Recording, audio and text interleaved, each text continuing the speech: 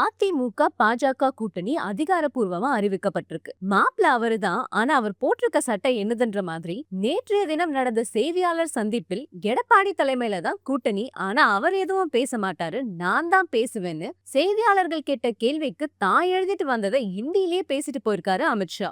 நேற்று அந்த மேடையிலேயே பல்வேறு குழப்பங்கள் இருந்தன. 12 மணிக்கு செய்தியாளர் சந்திப்பு என சொல்லப்பட்ட நிலையில் 4 மணிக்கு தான் நடந்தது. அதுவும் ஜனநாயக முறைப்படி அவசர அவசரமாக தேர்தல் ஆணையத்தை விட வேகமாக ஒரே ஒரு வேட்பாளரை மட்டுமே அனுமதித்து நயினாரை தலைவராக்கி இருக்கிறார்கள். எடப்பாடி முதலில் வரவில்லை எனவும் மேலிடத்தில் இருந்து அழைப்பு வந்ததின் பின் தான் வந்து சேர்ந்தார் என சொல்லப்படுகிறது. அது மட்டுமின்றி அன்புமணியை வைத்து பாமகவை தேசிய ஜனநாயக கூட்டணிக்குள் கொண்டு வர அமித்ஷா கணக்கு போட்டிருக்கிறார். இதை அறிந்தே அன்புமணியிடமிருந்து தலைவர் பதவியை பறித்திருக்கிறார் ராமதாஸ் என சொல்லப்படுகிறது. இப்படி நம்மளுக்கும் பேர் வந்துடக்கூடாதுன்னு தான் டிடிவி தினகரன் மருத்துவமனைக்கு சிகிச்சைக்கு போயிருப்பாரோன்னு சமூக வலைதளங்களில் பேசப்பட்டு வருகிறது. ஒரு பக்கம் அதிமுக தலைவர்களை மோசமாக விமர்சித்த Annamalai and co not happy. இன்னொரு பக்கம் பார்த்தா பாஜகவோடு போனதால் தான் கடந்த முறை தோல்வி, பாஜகவோடு இனி எப்போதும் கூட்டணி இல்லை என கூறிய ஜெயலலிதாவின் வாக்கு என அனைத்தையும் உதறி தள்ளிவிட்டு அதிமுகவை அடகு வைத்து விட்டார் எடப்பாடி என முன்னாள் அமைச்சர்கள் உட்பட 2ஆம் கட்ட தலைவர்கள் தொண்டர்கள்னு